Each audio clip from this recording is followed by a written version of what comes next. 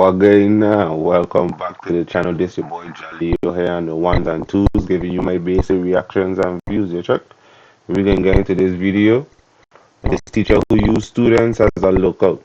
What she was using students as a lookout to do? We get into this story. A former math teacher finally learned her fate after pleading guilty to sexually abusing one of her students. But under her plea deal, she could spend as little as a few months behind bars for the disturbing crime. In September, 26-year-old Hailey Clifton-Carmack pleaded guilty to one count of sexual contact with a student, dropping several charges she initially faced, including statutory rape, endangering the welfare of a child, and fourth-degree child molestation. Now, months after her arrest, the 26-year-old could get out of prison in as little as 3 months under what some would argue was a sweetheart deal. We first reported on the case in January after what I would argue as a sweetheart deal or part of the Me Too movement, you check, or feel sympathy for a woman.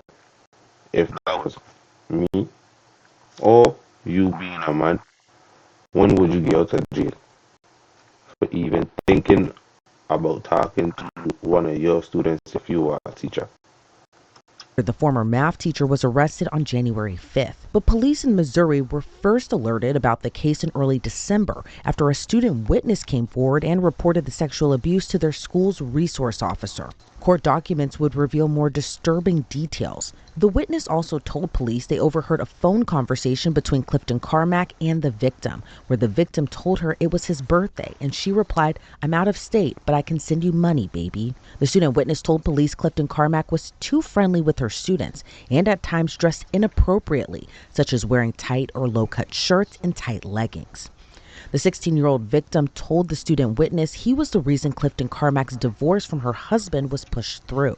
Police also learned the then math teacher had openly discussed her personal life with her class, including details that she had gotten in trouble with the school for being too close with students, which was later verified by the district superintendent. Investigators say on December 8th of last year, they made contact with Clifton-Carmack to seize her phone through a search warrant, and she handed over the device with no issues. Police say at the time, Clifton-Carmack denied having any kind of relationship with any student outside of school, denied having any contact with the victim outside of school, and denied all allegations. However, her text messages beg to differ. Then in another twist, Clifton-Carmack fled Missouri. On December 23rd, the sheriff's department received an anonymous tip that she was about to bolt and leave to go to Texas, but before she left, planned to meet with a 16-year-old boy. She fled the state after police picked up on her disturbing behavior and was arrested in Garden Ridge, Texas, about 30 minutes north of San Antonio and nearly 12 hours away from where she lived in Lakeway, Missouri. And the shocking revelations didn't end there. Investigators spoke with another witness who alerted them the victim's father was completely aware of the sexual relationship between his son and the former math teacher. Clifton-Carmack reportedly had been over to their home before she fled from Missouri to go to Texas. On January 4th, police arrested the teen's father on a charge of endangering the welfare of a child. And Alright, no. Legally and technically he have to get in trouble too, but being a man and having a son, I wouldn't see it being fully wrong with him sleeping with somebody older but his teacher. Yeah, that's too close for comfort to check, but yeah, the parents do. And according to court documents, the father revealed to the second witness more disturbing details. Clifton-Carmack and his son used students as lookouts while they had sex during school. The unnamed witness told police they saw the father on the phone with Clifton-Carmack because she asked what was told to detectives. When the witness told the father they planned to go forward to police, according to previous court documents, he responded by saying, quote, "They're gonna do it behind my back, so I may as well let it happen," and said he would lie for his son if he had to. Now, nearly a year after the shocking allegations came to light, the teen's father's case is reportedly still ongoing. But for Clifton-Carmack, she was sentenced to 4 years behind bars. But there's a twist. She could get out years earlier and very soon if she successfully completes a sex offender treatment program. And if she completes the program, the judge could grant her probation after 120 days. However, no chance of her to be a teacher ever again. Her teacher's license will be revoked, and she'll be listed as a Tier 3 sex offender for the rest of her life. A lot to break down in this really disturbing case, so let's bring on former prosecutor, now criminal defense attorney, Florina Altschuyler. Florina, always great to see you, and thank you so much for joining me today. You know, we cover a lot of these stories here at Law and Crime, mainly when the allegations first come to light, but this one's a little bit different and a little bit of an outlier here. We have a former math teacher sentenced to 4 years in prison, but could get out in as little as 3 months if she completes the sex offender program. Do you think that that's a sweetheart deal in this case? It is a great deal. Because these But you are have to 120 remember, days. she pled guilty to a much lower count than what she was originally charged with, and the sentencing parameters allow something like this. So the sentence is well within what's appropriate for what she pled to. The part that makes it a bit of a sweetheart deal is that the prosecutors let her plea to a much lower count versus having her plea to essentially rape, which would require a much more significant prison sentence. And in your opinion, do you kind of agree with that plea deal? There's a lot of factors that are considered. She's a young person. She's still in her 20s. I assume that she does not have a criminal history. She would not have been an active teacher had she had one. And that's something that would have been brought up as part of the sentencing guidelines considerations. So anybody who is employed in a professional capacity and does not have a criminal record in the eyes of the law is going to be treated more favorably than somebody who is unemployed and already has a lengthy criminal history. Those people would be punished more severely. And that's just an objective standard that applies to anybody and everybody who comes before the court. Side note, hair thinking. As a man or a woman, how would you feel to lose your wife, the one you going out and providing for, to a high school or, yeah, just a high school student? Or your husband going out and providing for you, but get feelings for a high school student? Huh. That's some weird things to think about, isn't it? So that's something in her favor. What I will say is an aggravating factor here is the fact that she's a teacher. So it cuts both ways, right? On the one hand, she's employed, good thing. On the other hand, she's committing this crime as part and parcel of her employment.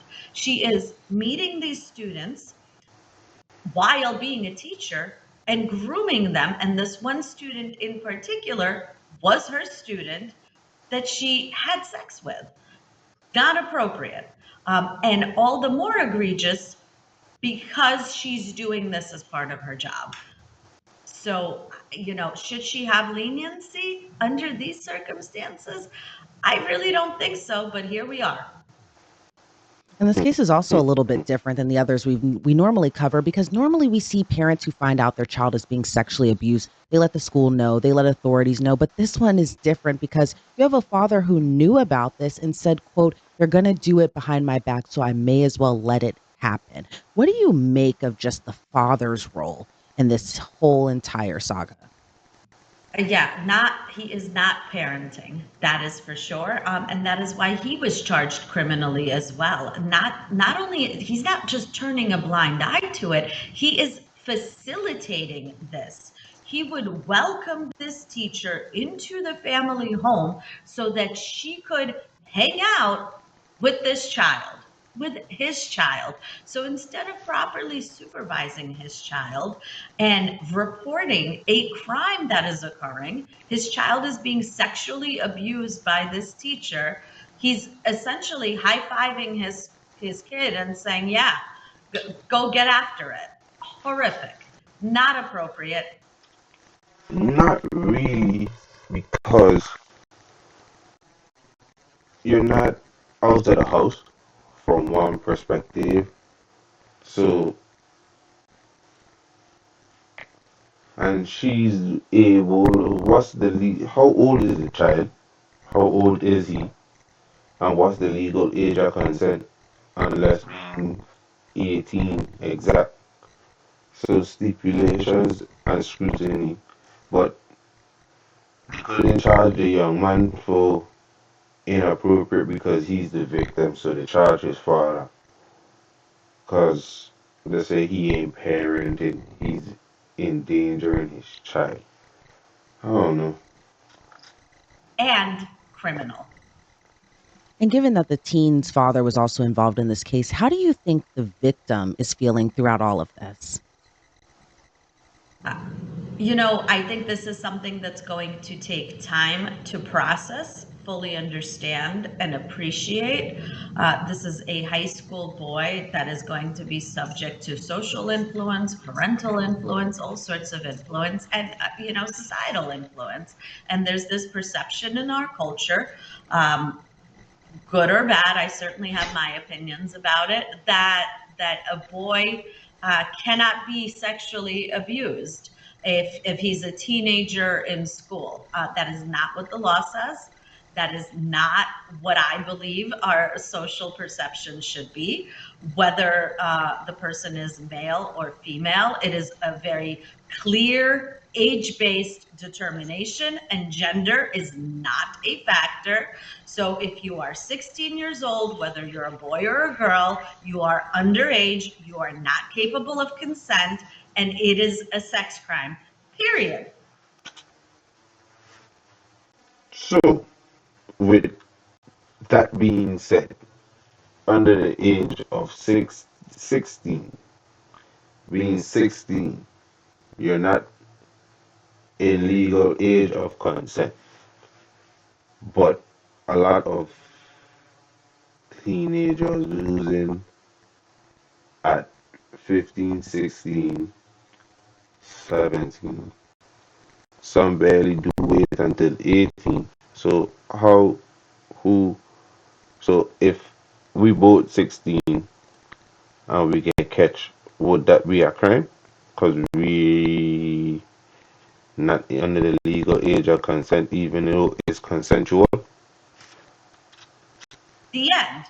But of course, there's cultural considerations that come in, and I think unfortunately, there's still a perception that is gender skewed, and that if a boy is having sex with a young, hot teacher, good for him. And if a girl is having sex with a teacher, she's obviously not having sex with a teacher. That teacher is raping her. And that is a skewed perception. That is not reality. The I legal understand that. reality It's is whether the rape is rape, child is a regardless boy of. or a girl, if they are underage, which this boy is and was, it is a sex crime. The end. It does Yeah, not matter. second So that. I think this child is going to have to deal with a lot of that, and is going to have to figure out how to process it. And hopefully we'll have appropriate resources in place and counseling to understand this, to eventually accept it, and to be able to find peace with it and move on and hopefully live a healthy adult life. I will say this also, unfortunately, as a criminal defense attorney, handling sex crimes, a lot of my clients who are accused of sexual abuse and accused of rape themselves were abused as children. And it is a difficult hurdle to overcome. It is difficult to process yourself being abused and not later in adult life becoming an abuser. And when we cover these types of stories, we're always kind of seeing this pattern here where this one you have an overly friendly teacher with the students. The student witness told investigators she dressed inappropriately, getting too close with students, texting the student victim, leaving scratch marks on this teenage boy's back. The assault occurred in one of the student witnesses' driveways. What do you make of just kind of this typical pattern of grooming, essentially, from grooming to assault, pretty much, that we see when it comes to these teacher-student sexual abuse stories? Well, what I think is particularly egregious in this case, unlike some of the other cases that we've seen, is this teacher was previously reprimanded by the school for being too close to other students, for engaging in inappropriate relationships, perhaps not sexual, but inappropriate conduct where she was just too close with her students. And they kept her on and they let her continue teaching and they enabled her to have contact with this student and eventually essentially rape him. And that is egregious. I think in this case, based on the evidence we have, the school is going to be held civilly responsible to pay money damages if sued because of their failure to properly supervise and for their failure to intervene here and prevent this from happening when they had notice. And they should have known better and they should have acted sooner. And we see time and time again teachers who get too close to students, and there's always a first time, and the school district maybe does not know because there has to be a first time to then know, to then be on alert. But this here was not the first time. And the district and the school principal and whoever is supervising this teacher should have intervened. They should have suspended her. They should have investigated whatever the other claims were. This really should not happen. And unfortunately, the other issue is sometimes we see people who are interested in underage victims putting themselves in positions where they are close with young people, in positions of being teachers, of being coaches, of being Boy Scout leaders, of working in religious organizations with groups for young people. And it is a target-rich environment. And it is an environment where they are able to get close to and groom their victims and their victims become prime targets. And it's really, really unfortunate. And it is the responsibility of those supervising them and those institutions that give them those grounds to intervene versus turning a blind eye. And in your opinion, as we do see these cases over and over again, what advice would you give to parents or even schools about signs to look out for? Because, not all teachers do these disturbing crimes, but again, as we're going kind of back to this pattern a little bit here, what are your thoughts on any advice you would like to share to parents or school districts? Well, first of all, if you don't want to go to prison, do not do what this child's father did and facilitate the behavior. Step number one, intervene. I think most parents would find this behavior absolutely outrageous and not acceptable and will not be facilitating this. And so for those parents who have a moral conscience and who find this to be inappropriate and who are actually concerned about this happening, they need to stay vigilant. They need to know where their kids are going, who they're interacting with, and most importantly, for this day and age, what's going on social media. Do they have cell phones? What are the apps that they have? And how are they communicating on those apps? Are they on Snapchat? Are they on TikTok? Are they sending naked photos around? That's super common. And guess what? That's child pornography, right? They're producing child pornography because they are children. And so when they're taking a nude photo and sending it around, they're now distributing child pornography. And that's something that they are not realizing because they're thinking that they're doing it amongst kids, to other kids. But the content itself is child pornography at that point. So parents really need to know what's going on. And it is a fine line respecting your child's privacy and having a good and healthy relationship with your child while still being a parent, not their friend, but their parent, and offering trusted support and guidance to your child in a way that keeps them safe. Because the primary concern of any parent should be to protect their child and keep them safe, not to be their friend, not to high five them for hooking up with a teacher. as these cases that we see over and over again, I don't think this will be, sadly, the last time you and I have this discussion or speak about this kind of topic. Lorena, thank you so much for your time today. I really appreciate it. Before we sign you off, though, anything else you'd like to add just about this case overall? Yeah, I think I've made my outrage over this abundantly clear. Thank you. So that's it. Don't forget to like, comment, subscribe, and make sure you keep tabs on your children. Watch the phones. Be a parent, don't be a friend. That's all I have for you.